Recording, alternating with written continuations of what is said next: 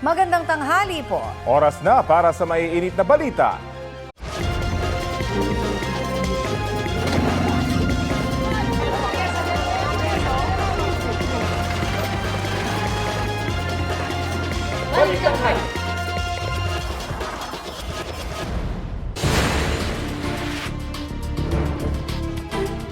Mainit na balita, muling magsasagawa ng 3 araw na tigil pasada ang grupong Manibela. Magsisimula yan sa Miyerkules, April 15 hanggang Biyernes, April 17.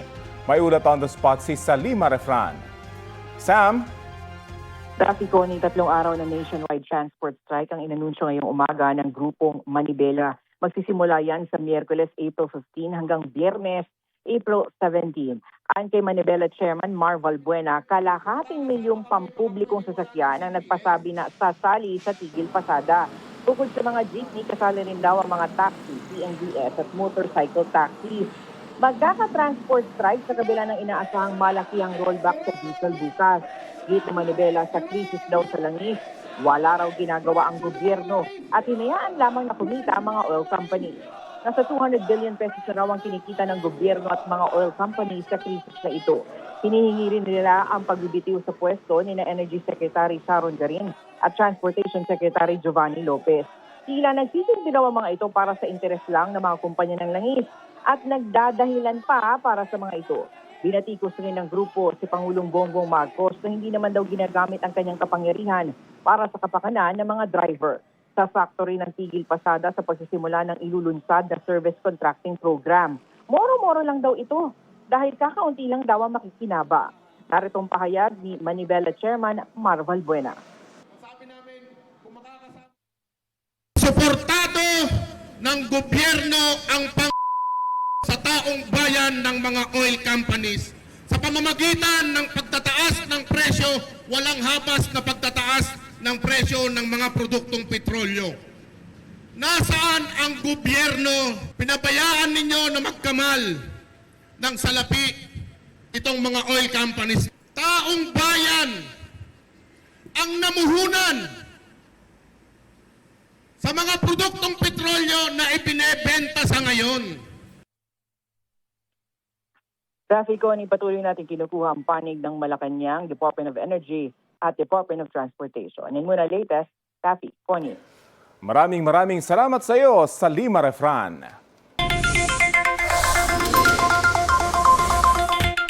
Matapos ang ilang linggong mega oil price highs ay inanunsyo po ni Pangulong Bongbong Marcos na may rollback po ngayong linggo.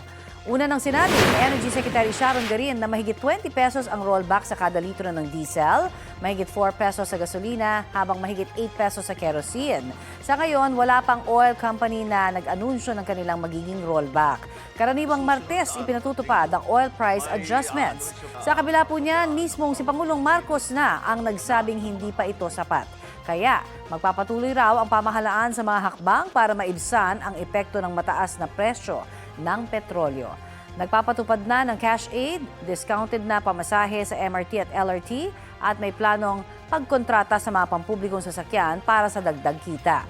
May mga iaanunsyo pa raw ang Pangulo sa mga susunod na araw at linggo kaugnay rito. Hindi nating hahayaang mapabayaan ang bawat Pilipino sa gitna ng mga hamong ito. Kaya tuloy-tuloy ang trabaho ng pamahalaan nang may maramdaman na ginhawa ang bawat pamilya. At yan ang tinututukan namin araw-araw. Nagbuga ng abo ngayong umaga ang Bulkang Canlaon. Ayon sa T-Box, umabot ng hanggang 400 metro ang taas ng ibinugang abo ng bulkan pasado alas 7 kanina. Sa nakalipas na 24 oras, may 3 beses ng ash emission ang naitala sa Canlaon. Nagkaroon din ng mahigit 100 volcanic earthquakes at nagbuga ng mahigit 600 tonelada ng asupre o sulfur dioxide. Nananatili sa Alert Level 2 ang Canlaon. Bawal pasukin ninuman ang 4-kilometer radius permanent danger zone ng bulkan. Super typhoon na ang binabantayang bagyo sa Pacific Ocean at patuloy po itong lumalakas. Namataan ng pag-asa ang bagyong may international name na Sinlaku, mahigit 2,000 kilometro silangan ng Eastern Visayas. Taglay po nito ang lakas ng hangin na aabot sa 215 kilometers per hour. Ayon sa Pag-asa, mababa na ang tsansang pumasok ang nasabing bagyo sa Philippine Area of Responsibility dahil lilihis po ito ng direksyon. Ngayong Lunes, ridge of high pressure area ang patuloy na nakakaapekto sa Northern Luzon. Asahan muli ang mainit at maalinsangang panahon sa maraming bahagi ng bansa. Posible pa rin sa ilang lugar ang mga local thunderstorm. Base po sa rainfall forecast ng Metro Weather, may tsansa ng light to moderate rain sa ilang panig ng Cordillera, Zambales, Southern Luzon, Visayas at Mindanao. Ayon po sa Pag-asa, posibleng pumalo sa danger level na 42 degrees Celsius ang heat index ngayong Lunes sa Cotabato City. 41 degrees Celsius naman sa Cavite City, Coron, Palawan, Dumangas, Iloilo, Borongan, Eastern Samar at sa Zamboanga City. 40 degrees Celsius ang posibleng heat index o damang init sa Pasay City, Apari at Tuguegarao sa Cagayan, San Ildefonso, Bulacan at sa Tanawan, Batangas. Patay sa karambolan ng mga sasakyan sa Antipolo Rizal ang isang minor de edad na rider. Ang driver ng sasakyan ng araro sa biktima at iba pang sangkot umaming nakainom. Balitang hatid ni Bam Alegre. Nagkarambola ang 4 na sasakyan sa bahagi ng Marcos Highway sa Antipolo Rizal pasado alas 6 kagabi. Kita ang mga motorsiklong nakatumba sa kalsada at may bakas ng dugo sa semento. Sa investigasyon ng pulisya, isang puting van ang nang-araro ng 3 motorsiklo. 4 ang sugatan na nagpapagaling pa sa ospital. Dead on arrival naman sa ospital ang isang rider na menor de edad. Sinisikap pang makuna ng pahayag ang pamilya ng nasawing biktima. Dahil nga po sa gusto niyang tumakas, nabangga niya din po itong motorcycle na papunta namang Southville. Nagkarambola na po yun. Naisugod po sila lahat sa Kabading Hospital. And then napag-alaman po na itong rider ng Vehicle 3 na motorsiklo is dead on arrival po siya sa hospital. Siya po ay 16 years old. Ayon sa pulisya, nakainom ang driver ng puting van. Nakainom po siya, kaya po siya nagkaroon ng human error. Umamin naman ang driver na siya ay nakainom at humingi ng tawad sa mga biktima. Wala po ko maalala, sir, sa nabangga ko. Mababa lang kasi alcohol content ko, sir. Pero mali ko po talaga eh. Kasalanan ko po talaga. Pasensya na po talaga. Sasampahan ng driver ng reklamang reckless imprudence resulting in homicide and multiple damage to property. Bam Alegre, nagbabalita para sa GMA News. Ito ang GMA Regional TV News. Sumalpok ang isang wind van sa kasalubong po nito na isang trailer truck sa Diadi, Nueva Vizcaya. Bumangga pa ang wing van sa poste at linya ng kuryente sa barangay San Luis. Sugatan ng driver at 3 sakay ng wing van. Nakalabas naman sila bago lamunin ng apoy ang truck. Ayon sa pulisya, pumalyang preno ng wing van ang sanhi ng disgrasya. Dahil po sa insidente, nawala ng kuryente at bumigat ang trapiko sa lugar. Walang pahayag ang mga sangkot sa aksidente. Bistado ang isang truck sa Tabaco Port sa Albay dahil sa illegal umanong pagtransport ng mga produktong petrolyo. Ayon sa Philippine Coast Guard, hinarang ang truck dahil napansin po ng kanilang mga tauhan na may dala itong petrolyo. Sa inspeksyon, nakita kasama ng iba pang kargamento ang ilang drum at tangke ng diesel at gasolina na may halagang mahigit ₱250,000. Wala po itong mga permit ayon sa Coast Guard. Hawak ng Philippine Ports Authority ang pahinante ng truck at ang driver na may-ari rin ng nasabing truck. Wala silang pahayag. Huli kam ang pagpasok ng lalaking yan sa likurang bahagi ng isang bahay sa Surala, South Cotabato. Maya-maya lang, makikitang hinihila niya paatras ang isang motorsiklo bago tuluyang umalis. Ayon sa uploader, pag-aari ng isang lalaking nagtatrabaho sa isang motor shop sa lugar ang tinangay na motorsiklo. Posible umanong nakalimutang ilak ang motorsiklo kaya madali itong natangay ng salarin. Pinaghahanap na ang nahuli kam na lalaki. Halos 900,000 pesos na halaga ng kush at liquid marijuana ang nasabat sa isang lalaki sa Quezon City. Ayon sa pulisya, mga kabataan po ang kadalasang parokyano ng suspect na tumangging magbigay ng pahayag. Balitang hatid ni James Agustin. Sa kanyang inuupahang bahay sa barangay Nagkaisang Nayo, Novaliches, Quezon City, Naaresto ng pulisya ang 24 anyos sa lalaki sa ikinasa nilang drug bypass operation. Nagugat ang operasyon sa tip na may nangyari umanong bentahan ng iligal na droga sa lugar. Nakakuha sa sospek ang 476 na gramo ng kush o high-grade marijuana at 29 na vials na naglalaman ng umano'y liquid marijuana. Sa kabuuan nagkakahalaga ito ng mahigit 898,000 pesos. Inaalam pa raw ng pulisya ang pinaka-source ng droga. Ang kadalasang parokyano niya po ay mga kabataan lang din. At yun, pinupuntahan lang din siya sa bahay niya. Doon sila kumukuha mismo sa bahay ng suspect. Hindi po siya lumalabas. Nakakulong ngayon sa Novaliches Police Station ng suspect. No comment po ako, sir. Sa korte na lang po ako magsasalita. Saan nagagaling yung mga droga? No comment po ako.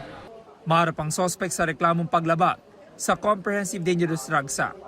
James Agustin, nagbabalita para sa GMA News.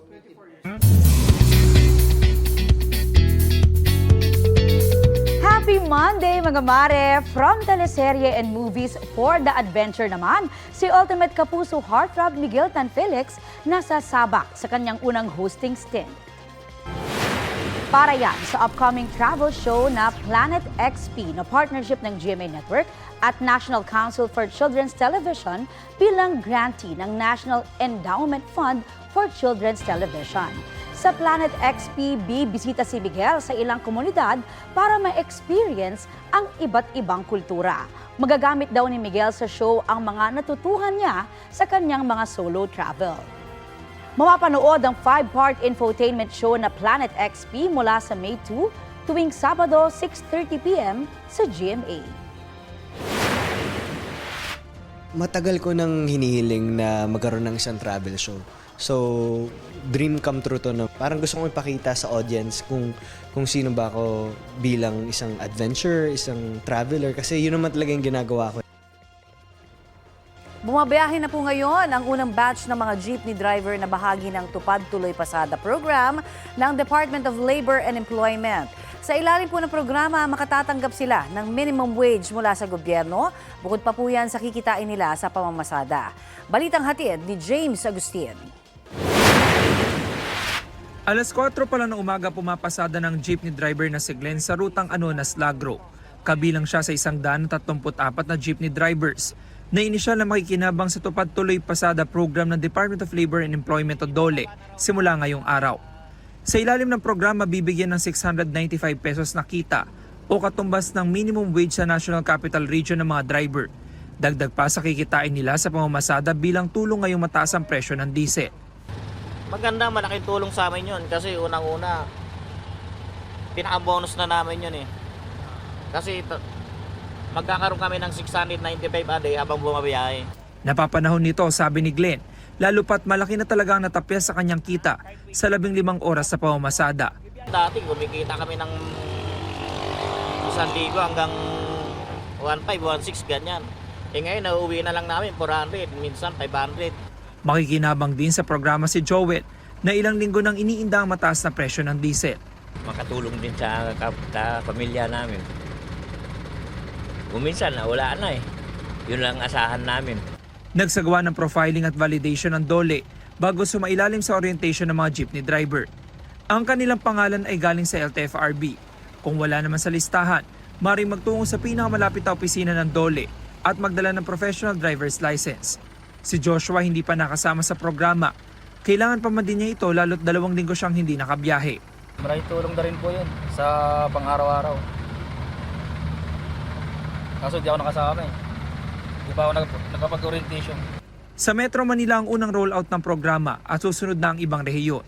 Target itong matulungan ng 50,000 PUV drivers. Hanggang 30 araw makikinabang ang isang jeepney driver. Sabi ng mga nakausap naming jeepney driver, bagaman malaking tulong ito, mahiling sila sa gobyerno. Ibalik sana yung diesel para lahat kami makabiyahe. Ganun. Kahit walang ng gobyerno, balik lang sa diesel. Opo. Ang pinakamaganda solusyon, syempre, ibaba na yung presyo ng diesel. Yun na lang. Ibalik na lang kahit na hanggang 60 o kaya 50 lang. James Agustin, nagbabalita para sa GMA News. Suspendido ngayon ang Oplan Galugad sa Maynila ayon sa Manila Police District. Sabi ng MPP, sinuspindi ito dahil sa mga puna ng publiko sa mga probisyong maaaring ituring na anti-poor. Partikular daw yung paghuhuli sa mga walang suot pang itaas sa kalsada. Kasunod ng suspensyon, magbibigay raw muna ng warning ang MPD sa mga lalabag. Magkakaroon din daw sila ng information drive kaugnay rito. Layon daw ng suspensyon na maibalik ang tiwala ng publiko at tiyakin ang makataong paraan ng pagpapatrolya sa lahat ng lugar.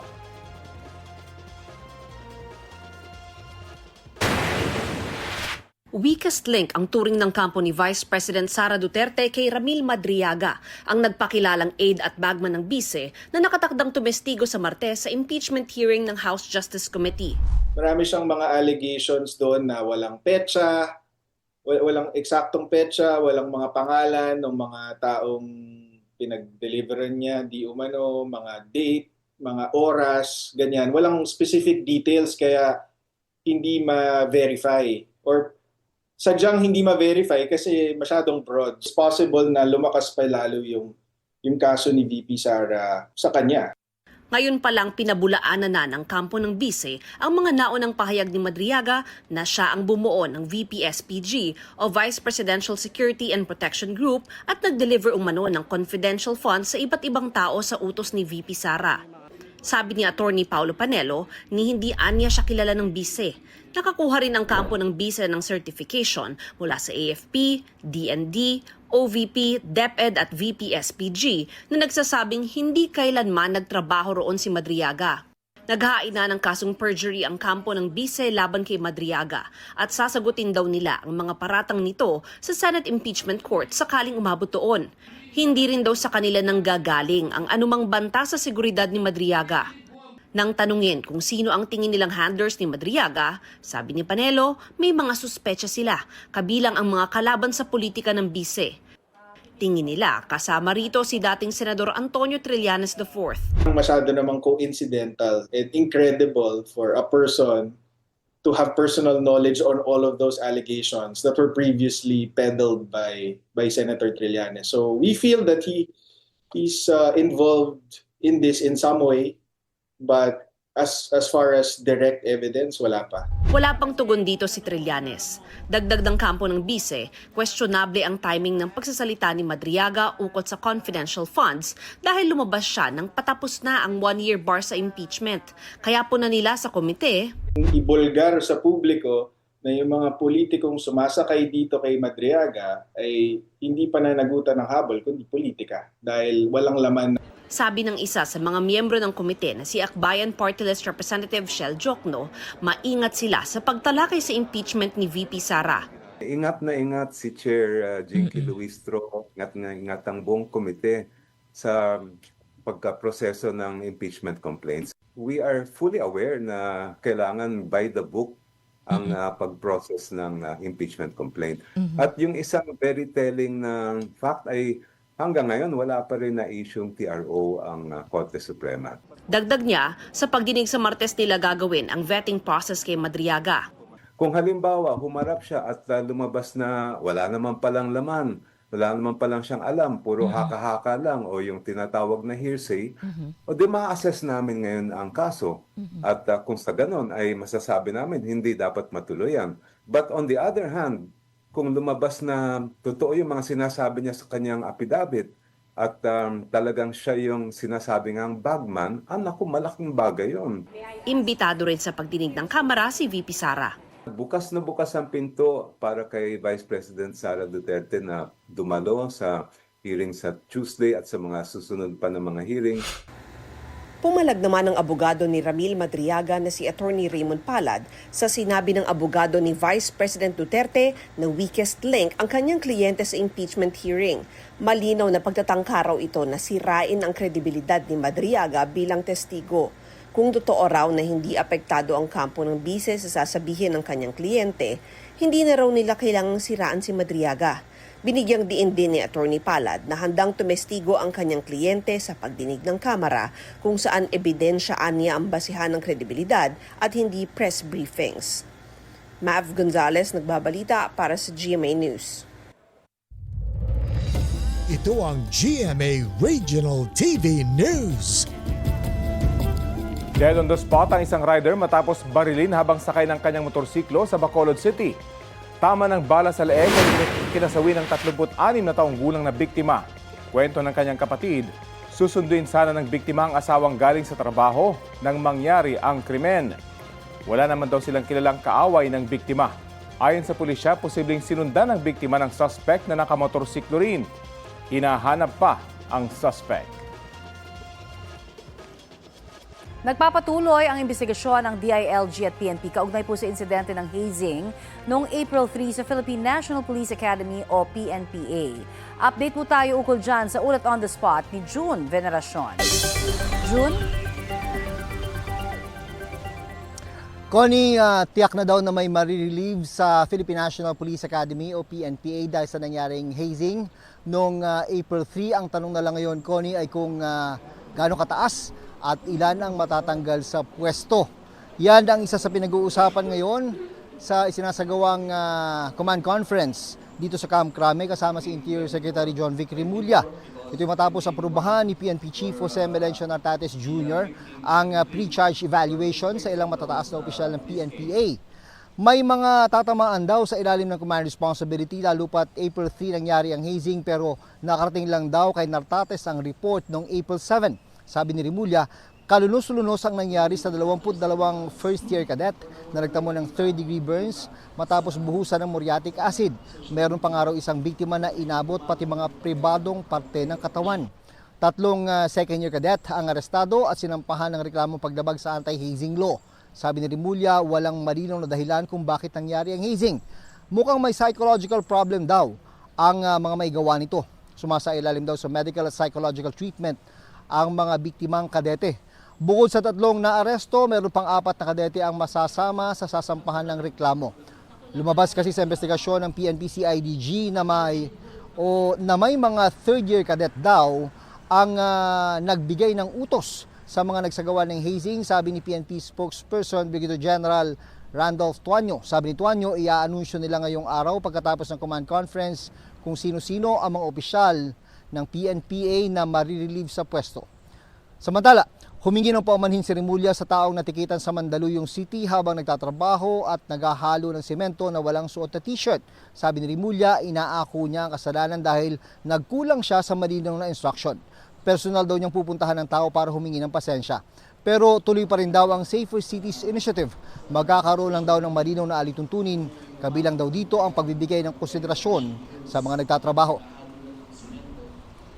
Tuloy ang campaign, we just have better information para sa mga residente at para sa mga pulis. Katulad yung mga nagtatrabaho, diba, dapat bigyan ng consideration yan. We will review the policy.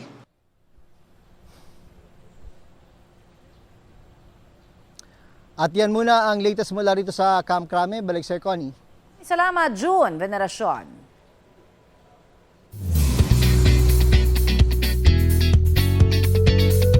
Ibinahagi ng isang kapuso expert ang knowledge niya sa animation sa 2026 Cinebata Video Workshop. Ang animator at videographic senior manager ng GMA Post Production na si Cathy Fraico ang isa sa mga nagsilbing speaker sa event. Itinuro niya sa ilang bata ang industry practices na ginagamit sa storyline, acting, filming, editing at animation ng hinahangaang kapuso shows. Inorganisa ang Cinebata Workshop ng Anak TV. Kabilang sa mga dumalo ang ilang young sparkle talents.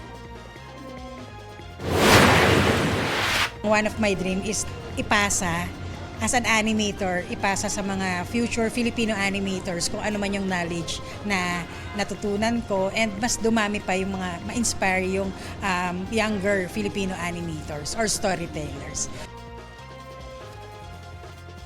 Nagsama ang mga barkong pandigma ng Pilipinas at Australia sa West Philippine Sea para sa ika-16 na Multilateral Maritime Cooperative Activity. Isa itong pagsasanay para pagtibayin ang partnership ng dalawang bansa at palakasin ang kakayahan ng Pilipinas na protektahan ang karapatan ng bansa sa West Philippine Sea. Balitang hatid ni EJ Gomez, exclusive. Magkasamang naglayag ang mga barkong pandigma ng Pilipinas at Australia sa West Philippine Sea nitong weekend para sa ika-16 na Multilateral Maritime Cooperative Activity o MMCA. Pinangunahan ito ng warship ng Pilipinas na BRP Raha Sulaiman o PS-20 kasama ang Philippine Coast Guard vessel na BRP Melchora Aquino at Navy ship ng Australia na HMAS Toowoomba o FFH-156 sakay ang kanilang maritime aircraft na MH-60R. Itong BRP Raha Sulaiman ay nagkomisyon nito lang February 24 ngayong taon at ito ang kauna-unahang pagkakataon na nakasama ang naturang Navy ship sa MMCA na isang pagsasanay na nagpapatibay ng partnership ng Pilipinas sa mga kaalyadong bansa para mapalakas ang kakayahan ng Pilipinas na maprotektahan ang karapatan at soberanya dito sa West Philippine Sea.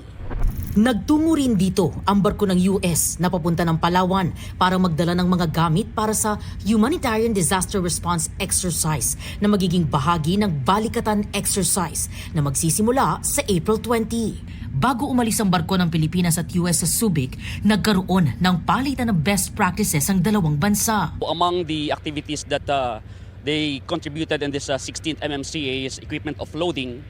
They also did maritime domain awareness and among other things, they also conduct communications exercises with all other participants. Sa isang designated area o exercise box sa bahagi ng Hilagang Silangan ng Coron, Palawan, ginanap ang pagsasanay.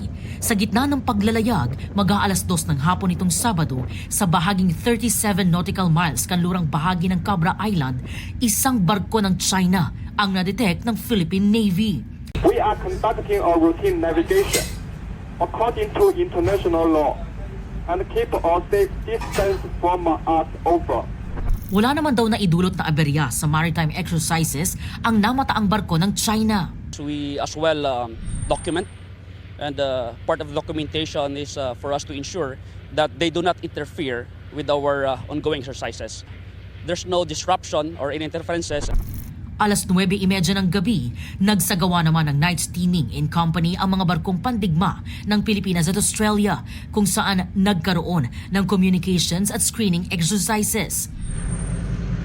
Linggo ng umaga nang makalapit sa 500 yards ang Navy ship ng Australia sa warship ng Philippine Navy. Kasunod ng Australia ang vessel ng Philippine Coast Guard na Melchora Aquino. Nagkaroon ng division tactics kung saan ang bawat barko ay nagsagawa ng basic combat at maneuvering actions at formations sa karagatan. Kasama sa tinutukan ng naturang drill ang hasain ang coordination ng mga kasaping barko o vessel. Nagpalipad ng kanilang maritime aircraft ang Australia. Meron ding C-208 ng Philippine Air Force na nag-surveillance. Dalawang FA-50 fighter jets at dalawang A-29B Super Tucano naman ang sabay na lumipad sa himpapawid sa flyby exercise. Ngayong magkalapit ang Navy ship ng Pilipinas at Australia, isinasagawa ang replenishment at sea approach na layong paigtingin ang endurance ng Navy sa logistics transfer. Ginagamit ang RAS kapag mag-e-exchange o deliver ng mga supply tulad ng langis ang mga barko para masustain ang operasyon nito. This particularly contributes on how we develop the techniques, tactics, and procedures from the individual skills level, unit, team, and the later on organization for us to seamlessly integrate with all other surface combatants of the Philippine fleet. We've completed the MMCA successfully and safely without any interferences. Mula rito sa West Philippine Sea, EJ Gomez, nagbabalita para sa GMA News. Kinundena ng Malacanang Press Corps ang mga alegasyon na pinagtatakpan ang totoong kalusugan ni Pangulong Bongbong Marcos. Ayon sa MPC, malinaw sa mga nagdaang ulat na inusisa nila ang pamahalaan kaugnay po sa kalagayan ng Pangulo. Nanindigan silang katotohanan ang kanilang mga inilabas na ulat nitong nakaraang linggo. Tinawag nilang garapal na tangkang pagsira sa kredibilidad ng mga mamamahayag ang mga alegasyon at panliligaw umano sa publiko para magsulong ng interes ng ilan. Nababahala naman ang Presidential Photojournalists Association sa mga alegasyong recycled o gawa-gawa lang ang kuha nila sa mga event ng gobyerno, partikular noong araw ng kagitingan. Pinahihina raw nito ang kredibilidad ng mga photojournalists at integridad ng buong propesyon. Sabi naman ng Malacanang Cameramen Association, hiwalay ang kanilang mga kuha sa feed ng Radio Television Malacanang o RTVM patunay na nangyayari real-time ang kinukunan nilang event sa Mount Samat noong araw ng Kagitingan. Iniulat rin daw ang mga detalyeng tiyak na ngayong taon lamang masasabi ni Pangulong Marcos tulad ng may kinalaman sa presyo ng langis na dulot ng gyera sa Middle East. Tuloy raw ang pagdinig ng House Justice Committee sa impeachment laban kay Vice President Sara Duterte sa kanilang mga petisyong inihain ng Korte Suprema o sa kabila ng petisyong inihain sa Korte Suprema para ipahinto ito. At kaugnay niyan, kausapin natin si House Justice Committee member at Bicol Saro Party List Representative Terry Ridon. Magandang umaga at welcome muli sa Balitang Hali. Magandang umaga, maraming salamat kita. Opo, kailan po magsusumiti yung House Justice Committee ng komento sa Supreme Court kaugnay sa petisyon ni VP Sara na ipahinto yung impeachment proceedings? Well, meron po tayong 10 araw mula po dun sa order. So I think around the 18th or the 19th po ay magsusumiti po ang Kamara no, ng amin pong sagot doon po sa order to comment ng ating pong Korte Suprema. At wala naman po magiging problema sa pagdinig kapag nagsimula na yung pagdinig kahit hindi pa nagsusumiti ng komento sa Supreme Court? Wala po. Wala na po makakapigil doon po sa pagdinig bukas. April 14, House impeachment hearing po laban kay Vice President Sara Duterte. Ito po ay araw ng mga resibo, ito po ay araw ng mga ebidensya, ito po ay araw ng katotohanan. Doon po sa mga paratang laban sa kanya. At kumpirmado po talaga na dadalo si Ramil Madriaga sa committee hearing bukas at iba pang mga personalidad na ipinasubpi na po ng komite. Magpapakita po si Ramil Madriaga bukas harap sa pagdinig para bigyang patotoo ang mga aligasyon na inilagay niya po sa affidavit niya laban kay Vice President Sara Duterte. So meron po siyang window ng 8 a.m. to 5 p.m. para dumalo po sa amin pong pagdinig. Yun po yung una, so we will have to test his credibility at yung pong nilalaman ng kanya pong affidavit. Pangalawa, isasalang din po yung pong Philippine Statistics Authority para makilala na ho ng mundo kung sino si Mary Grace Piatos, kung totoo ba siyang tao at kung hindi siya totoong tao, bakit ho siya tumanggap ng confidential funds mula po sa mga opisina po ni Vice President Sara Duterte. Ano naman po ang reaksyon niyo sa turing ng kampo ni Vice President Sara Duterte kay Ramil Madriaga na weakest link daw siya? Well, ano po ninyo kung weakest link si Ramil Madriaga? Ang remedyo po dito ay humarap po ang pangalawang Pangulo bukas. Hindi ho sa isang press briefing ng kanya pong abogado para sa perjury lamang po. Para huwasakin po ng ating pong pangalawang Pangulo ang kredibilidad ni Ramil Madriaga. I think yun po yung challenge ng committee sa kanya kung ang kanila pong pagtingin. Si Ramil Madriaga po ang weakest link ng impeachment complaint po na ito.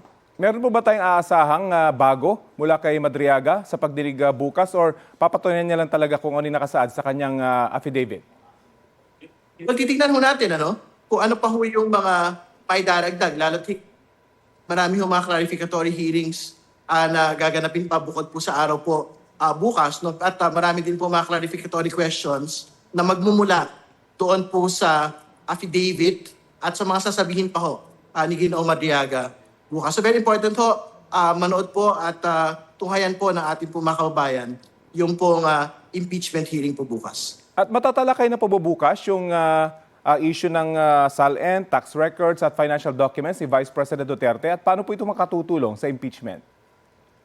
Well, kapag po may panahon pa, yung pong mga isusumiti po ng BIR, ng Ombudsman at ng SEC, tax, corporate, financial statements at SALNs po ng ating pong pangalawang Pangulo ay pwede mong maisalang po bukas o sa mga susunod pong mapagdinig. Mahalaga po ito para makita ho natin yung patunay doon po sa aligasyon ng unexplained wealth at SALN violations ng ating pong pangalawang Pangulo kung talaga nga bang magtutugma doon po sa kanyang binabanggit na 88 million net worth noong po 2024 SALN. At para po sa mga manonood bukas, mahalagang malaman nila na ito hindi kailangang patunayan talaga na guilty siya dun sa isasagawang pagdinig bukas at sa mga susunod pang mga panahon dahil ito ay mangyayari lamang kapag napunta na sa Senado yung kanyang kaso. Tama po ba? Tama po. Bukas po ay pagtitiyak lang po nung tinatawag pong probable cause. Ibig sabihin, hindi pa ho ito pagtatakda ng guilty or not guilty dahil ito po ay poder po ng Senado. Pero mahalaga rin po para sa Kongreso na pagdaanan po yung proseso ng pagkalap po talaga ng tama at totoo pong ebidensya. Para tiyakin ho natin na pagkasalang po sa Senado, lahat po ng mga maipapasang dokumento, lahat po ng mga akusasyon ay talagang nakabatay sa katotohanan, nakabatay po sa dokumento at nakabatay sa ebidensya. Ay, maraming salamat po, House Justice Committee Member Representative Terry Ridon. Maraming salamat. Magandang umaga. Susubukan po namin hingin ang reaksyon ng kampo ni Vice President Sara Duterte kaugnay sa mga naging pahayag ni Congressman Ridon.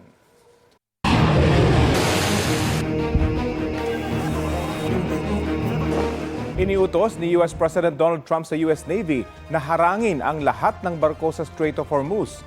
Kasunod yan ang bigong peace talk sa pagitan ng Amerika at Iran sa Pakistan.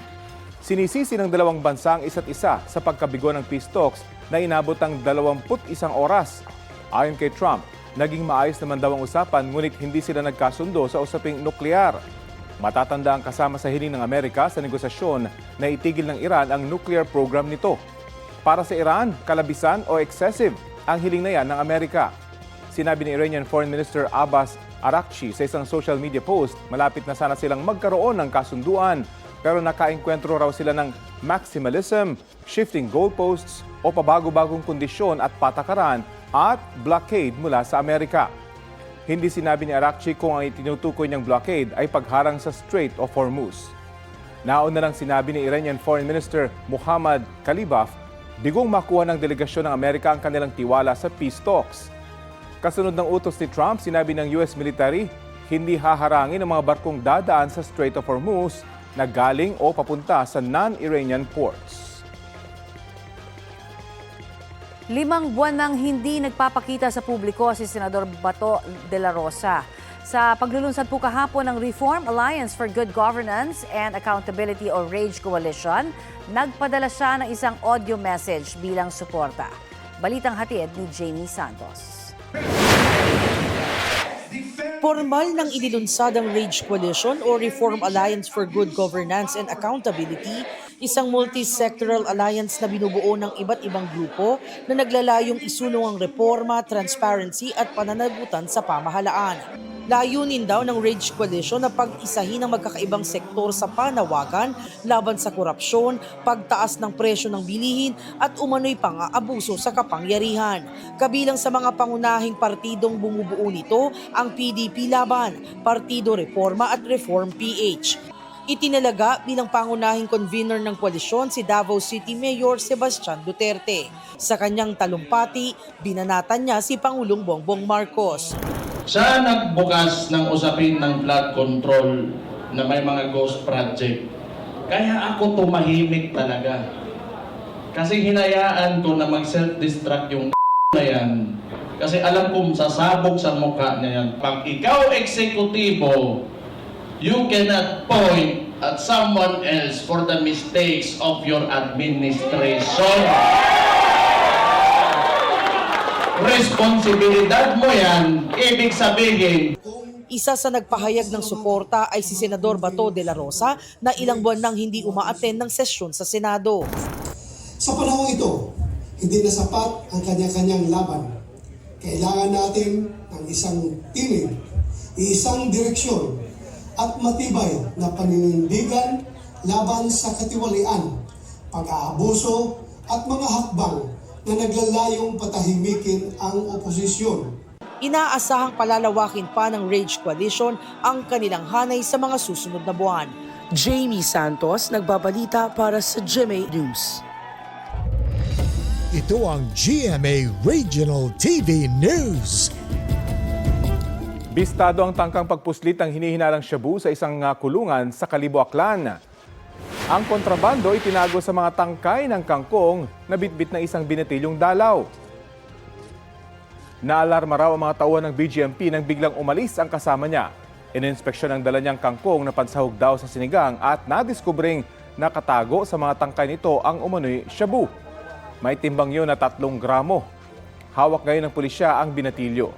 Iniimbestigahan na rin ang bibisitahin sana niyang Person Deprived of Liberty o PDL na nakakulong dahil din sa kasong may kinalaman sa illegal na droga. Sa Batasan Complex naman, dinala ng ilang magsasaka at mangingisda galing Batangas ang kanilang panawagan para sa pagtugon ng gobyerno sa krisis sa langis. May ulat on the spot si Darlene Kai. Darlene? Connie, sa ika-6 na araw ng kilos protesta ng mga magsasaka, mangingisda at manggagawa galing sa iba't ibang bayan ng Batangas, sa labas ng Batasan Complex sila nagrally. Nananawagan silang aksyonan ng gobyerno ang mataas na presyo ng langis na labis na nagpapahirap daw sa kanila. Ayon kay Isabelo Anicaya Sr., isang mangingisda at Secretary General ng Habagat o haligi ng Batanggenyong anak dagat, hirap na raw ang mga mangingisda dahil wala nang kinikita sa sobrang mahal ng petrolyo. Kaya ang iba raw ay binibenta na ang kanilang mga bangka. Sabi naman ni Sonny Rojas, isang magsasaka mula sa Nasugbu, Batangas at miyembro ng pamato o pagkakaisa ng mga manggagawang bukid sa Tubuhan, mahirap na nga raw ang kalagayan ng mga magsasaka dati, lalo pa daw humirap ngayon. Nababagalan din daw sila sa aksyon ng gobyerno sa energy crisis. Sabi ni Rojas, dapat daw alisin na ang excise tax at value-added tax sa langis. Nasa rally, sina Batangas 1st District Representative Leandro Leviste, Kabataan Party List Representative Reneco, Gabriela Women Party List Representative Sara Ilago, at Kamanggagawa Party List Representative Eli San Fernando. Sabi ni Leviste, dapat daw bilisan na ng gobyerno ang pag-aksyon sa hinaing ng kanyang mga kababayan. Dapat daw agad ng aksyonan ang pagpababa ng VAT sa langis, at sabi pa ni Leviste, ang tumututol daw sa schedule para matalakay ang pagpapababa ng tax o ng VAT ay si Executive Secretary Ralph Recto dahil daw malaki ang babawas sa buwis na kinokolekta ng gobyerno.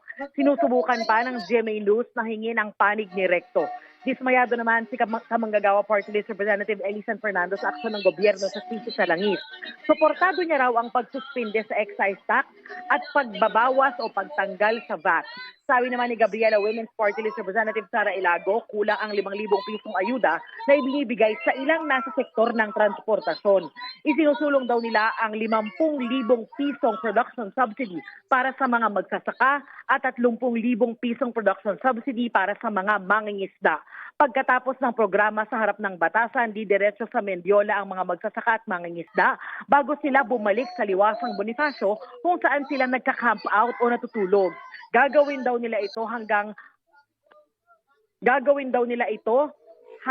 may aksyon na ang gobyerno sa kanilang mga panawagan. Yan ang latest mula rito sa Batasan. Balik sa iyo, Connie. Maraming salamat, Darlene Kai. Ito na ang mabibilis na balita. Nawala ng tubig ang ilang customer ng Maynila dahil sa nasirang pipeline sa Tondo, Maynila. Nang bumulwak ang tubig sa gitna ng kalsada, kanya-kanyang dala ng timba at lalagyan ng mga residente para kumuha ng tubig. Ayon sa Maynila, nagkaroon ng emergency pipe breakage sa pangunahing water pipeline ng Santa Maria at Coral Street sa Tondo. Nagpapatuloy pa ngayon ang pagsasaayos roon. Pabago-bago pa rin ang Air Quality Index sa Navotas matapos masunog ang Navotas Sanitary Landfill ayon kay Mayor John Ray Tiangco. Ayon kay Tiangco, noong nakarang taon pa tumigil ang operasyon ng nasabing landfill matapos mapaso ang prangkisa nito. Pinapayuhan ng mga residente roon na magsuot ng face mask kapag lalabas. Nagsimula ang sunog gabi ng Biyernes at patuloy pa rin itong inaapula ngayong araw. Inaalam pa ang sanhi ng apoy. Positibong natukoy ng NBI na cyanide ang laman ng mga boteng nakuha mula po sa ilang Chinese na mangingisda sa paligid ng Ayungin Shoal noong February 2025 at nito pong March 2026. May ulat on the spot si Chino Gaston. Chino? Yes, Connie, sadya raw nilalason ng mga Chinese fishermen na sakay ng mga Chinese maritime militia vessels ang katubigan at mga bahura sa palibot ng Ayungin Shoal kung saan nakasadsad ang PRP Sierra Madre sa West Philippine Sea. Ito ang naging konklusyon ng National Security Council at Philippine Navy base sa dalawang insidente sa bahura noong February 2025 at March 26 kung saan nabawi mula sa mga Chinese fishermen ang mga bote na may laman ng cyanide.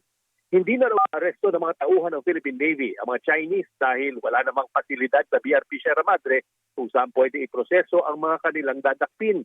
Bukod dito, hindi agad ito madadala sa mainland Palawan para sampahan ng reklamo. Nasuri ng National Bureau of Investigation ang mga water samples mula sa mga kulay dilaw na bote at positibong kinilalang substance na nakahalo sa tubig bilang cyanide, isang kemikal na kayang pumatay hindi lang ng marine life kundi maging tao. Ayon sa NBI, 14 milligrams lang ng cyanide ay kaya ng pumatay ng tao kung ito ay malunok o papasok sa katawan. Hinahang ng Philippine Navy, posibleng may kinalaman ng ganitong operasyon sa tangkang tanggalan ng tubig at pagkain ng mga sundalo na nagbabantay sa BRP Sierra Madre na matagal nang pinatatanggal ng China kaakibat ng kanilang pag-angkin sa halos buong South China Sea.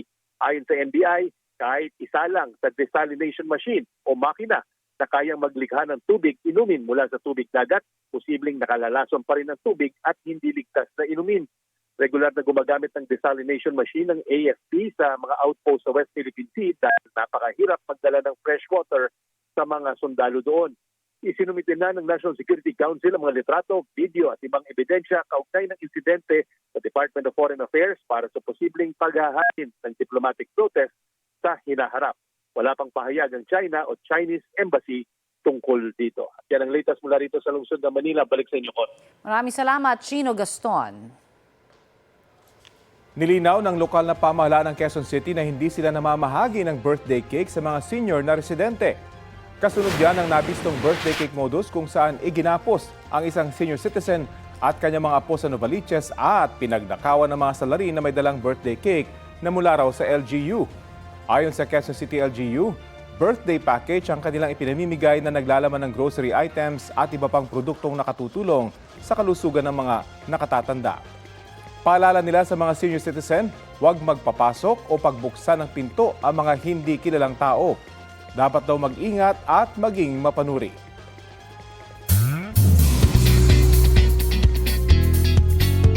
Layag na layag ang chef para sa fans ng PBB fan duo na Carton. From bahay ni Kuya hanggang sa outside world, the kilig is real sa exclusive fan meet kina Anton Vinzon at Carmel Collado. Enjoy naman ang dalawa sa pakikipag-bonding sa kanilang fans. Full support din ng fans ng Kapuso Love Team na Waiko para sa unveiling ng kanilang LED billboard sa isang intimate celebration na kisaya pa sina Waynona Collins at Marco Masa sa kanilang supporters. Weekend well spent din para sa Maka Love Stream co-stars tina Anton at Marco na si Sean Besagas. May post-birthday bash siya kasama ang fans. Thankful si Sean sa kanyang supporters na itinuturing na niyang pamilya.